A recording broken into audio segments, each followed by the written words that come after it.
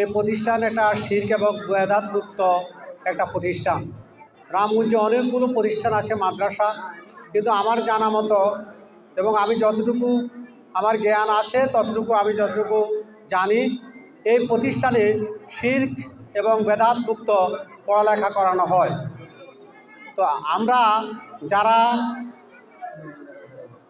আমরা যারা পরজগতের আল্লাহর সন্তুষ্টি বিধানের জন্য ছেলেমেয়েদেরকে আমরা পড়ালেখা করাবো, তো পড়ালেখা করাতে হলে অবশ্যই আমাদেরকে শিরক মুক্ত পড়ালেখা এবং বেদাত মুক্ত শিক্ষা প্রতিষ্ঠান বেছে আমাদেরকে পড়ালেখা করাতে হবে।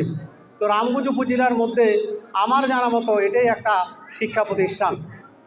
তো আমি অভিভাবক বিন্দুদেরকে বলবো, আপনারা রামগঞ্জে যে সমস্ত মাদ্রাসা আছে সেই সমস্ত মাদ্রাসাগুলোকে যাচাই বাছাই করে যদি দেখেন যে এই প্রতিষ্ঠানটাই 100% শিরক এবং বেদান্তমুক্ত প্রতিষ্ঠান, তাহলে আপনারা অবশ্যই আপনাদের সন্তানকে, ছেলে অথবা মেয়ে যেটাই হোক না কেন, আপনারা এই প্রতিষ্ঠানে দিনই শিক্ষা দেওয়ার জন্য ভর্তি করাবেন।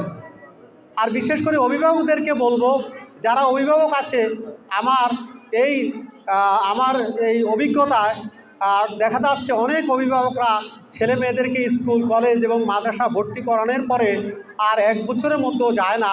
শুধু ছেলেমেয়েরা স্কুল, কলেজ বা মাদ্রাসায় আসার পরে দেখা যায় 1 বছর পরে আসে, আমার ছেলের রেজাল্ট কী হলো বা ফাইনাল রেজাল্টটা দেখতে চায়। এইভাবে যদি আপনি আপনার ছেলে মেয়েদেরকে শিক্ষা প্রতিষ্ঠানে পাঠান বা বিশেষ করে রামগঞ্জ ইসলামিক কালচারাল একাডেমিতে পাঠান, তাহলে আপনার কিন্তু যে লক্ষ্য, ওই লক্ষ্যটা আপনার অর্জিত হবে না। আপনাদের অভিভাবকদেরকে আমি বিশেষভাবে অনুরোধ করব, আপনারা প্রত্যেক সপ্তাহে অন্তত একবার এসে আপনারা আপনাদের ছেলে মেয়েদের পড়ালেখার অগ্রগতি জানবেন, বিশেষ করে শিক্ষকদের থেকে অগ্রগতি জানবেন। যদি কোনো ত্রুটি বিচ্ছুটি ছেলেমেয়েরা বলে, তাহলে অর্থাৎ প্রধান শিক্ষক বা যারা পরিচালক আছে ওনাদেরকে অবহিত করবেন। আর বিশেষ করে এই প্রতিষ্ঠানে যারা পরিচালক আছে এবং সভাপতি মহোদয়, এই প্রতিষ্ঠানটা একটা অলাভজনক প্রতিষ্ঠান হিসাবে পরিচালিত হচ্ছে। অনেক টাকাই প্রতি মাসে কিন্তু এই প্রতিষ্ঠান লস দিচ্ছে। লস দেওয়ার পরও আল্লাহর সন্তুষ্টি বিধানের জন্য কিন্তু এই প্রতিষ্ঠান পরিচালিত হচ্ছে। সকল পরিচালক এবং বিশেষ করে সভাপতি মহোদয় সহ সবাই এত বেশি আন্তরিক, এত বেশি বিশেষ করে দিনই শিক্ষা রামগঞ্জের ছেলেমেয়েরা পাবে, এটার জন্য ওনারা প্রচুর কষ্ট করতেছেন, ওনাদের টাকা খরচ করতেছেন। বিশেষ করে যারা শুভাকাঙ্ক্ষী আছে ওনারাও চেষ্টা করতেছেন।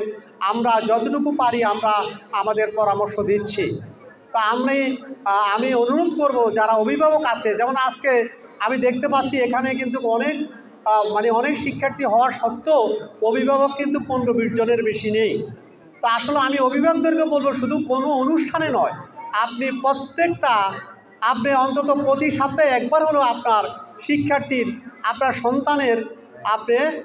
সন্তানের খোঁজ খবর নেবেন যে সে পড়ালেখা কী রকম করতেছে, ভালো করতেছে, এই সমস্ত জিনিসগুলো আপনি তার দিকে খেয়াল রাখবেন।